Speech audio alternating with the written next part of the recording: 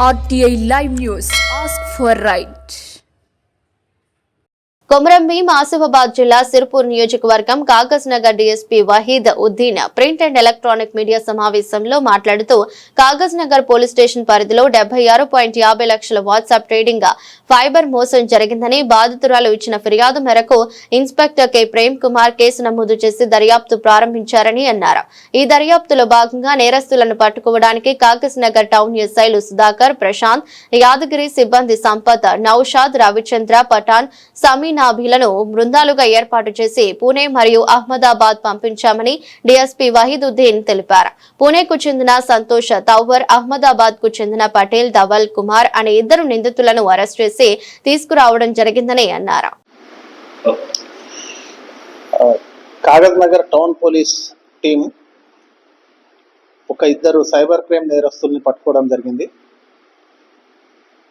ఒక నేరస్తుడు గుజరాత్ అహ్మదాబాద్ నుంచి ధవాల్ పటేల్ అన్న అతను, ఇంకో వ్యక్తి సంతోష్ తోవర్ అని పూణే నుంచి తీసుకురావడం జరిగింది. వీళ్ళు గత ఈ సంవత్సరం మే 22 నుంచి జూన్ 17 వరకు ఒక నేరం జరిగింది. Cyber crime fake trading app ద్వారా దాదాపు 76,50,000 రూపాయలు ఒక బాధితుడు పోగొట్టడం జరిగింది.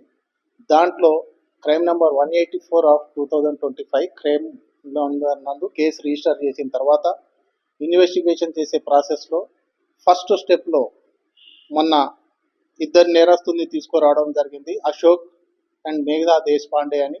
మేఘా దేశపాండే పూణే నుంచి, అశోక్ తనను గుజరాత్ నుంచి తీసుకురావడం జరిగింది. వాళ్ళని అరెస్ట్ చేసి కోర్టు ముందు ప్రొడ్యూస్ చేయడం జరిగింది. ఆ తర్వాత వాళ్ళ కన్ఫెషన్ బేస్ మీద ఈ సంతోష్ తోవర్ మరియు ధవల్ పటేల్ అని 2 నేరస్తుల్ని తీసుకురావడం జరిగింది. వీళ్ళ ఎంఓ ఏంటంటే వీళ్ళు కస్టమర్స్ని ఐడెంటిఫై చేసి వాళ్లకు ప్రజెంటేషన్ ఇచ్చి కమిషన్ తీసుకొని ఈ నేరంలో వీళ్ళ పాత్ర అంతవరకు వీళ్ళు అమౌంట్ తీసుకొని మోసం చేస్తుంటారు. వీళ్ళు ఈ కేసు ముఖ్యంగా ఏంటంటే ఒక బాధితురాలు ఒక టెలిగ్రామ్ యాప్ ద్వారా ఒక ఫేక్ ట్రేడింగ్ యాప్ని డౌన్లోడ్ చేసుకుంటుంది. అందులో మోర్ బెనిఫిట్స్ వస్తున్నాయి అని అన్నట్టు అమౌంట్ని అందులో ఇన్వెస్ట్ చేస్తుంటుంది. కానీ ఆమెకు స్క్రీన్ షాట్ ద్వారా అమౌంట్ జమ అయినట్టు బెనిఫిట్ వచ్చినట్టు చూపిస్తారు, కానీ ఆమెకు మాత్రం ఎటువంటి బెనిఫిట్ రాదు. ఆ తర్వాత ఒక వాట్సాప్ గ్రూప్ కూడా ఆమెను జాయిన్ చేస్తారు. ఆ వాట్సాప్ గ్రూప్ దాదాపు 76,50,000 రూపీస్ ఆమె ఇన్వెస్ట్ చేసిన తర్వాత ఆమెని డిలీట్ చేసేస్తారు ఆ గ్రూప్కి వెళ్ళి. అప్పుడు ఆమె అలర్ట్ అయ్యి వచ్చి పోలీస్ స్టేషన్లో దరఖాస్తు చేయడం జరిగింది. ఆ ప్రాసెస్లోనే మా ఎస్పీ గారు, గౌరవనీయ ఎస్పీ గారు కాంతిలాల్ పాటిల్ గారి ఆదేశాల మేరకు ఒక టీంని ఏర్పాటు చేసి D4C ద్వారా వాళ్ళ సూపర్విజన్లో టౌన్ సిఐ ప్రేమ్ కుమార్ గారు, SIs Sudhakar, Prashanth and team మొత్తం కలిసి ఈ నేరస్తుల్ని మహారాష్ట్రలోని పూణే నుండి అహ్మదాబాద్ నుండి గుజరాత్ తీసుకురావడం జరిగింది. వీళ్ళని కోర్టు ముందు ప్రొడ్యూస్ చేస్తాం. ఆ తర్వాత కూడా పోలీస్ కస్టడీ చేసి వీళ్ళని ఇంకా డీప్గా విచారణ చేసి అసలైన నేరస్తుల వరకు రీచ్ అవుట్ అయ్యే ప్రయత్నం చేస్తాం.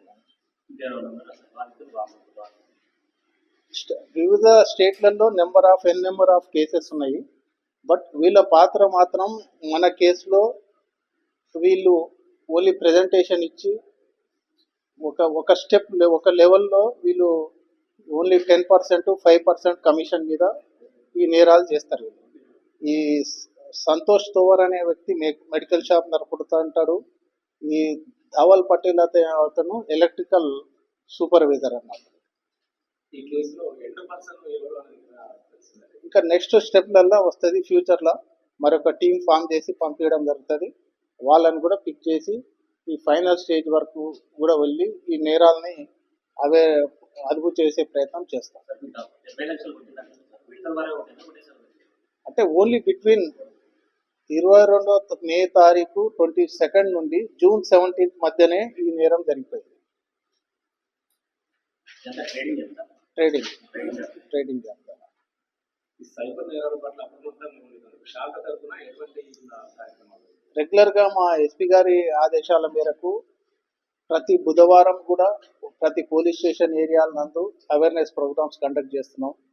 ప్లస్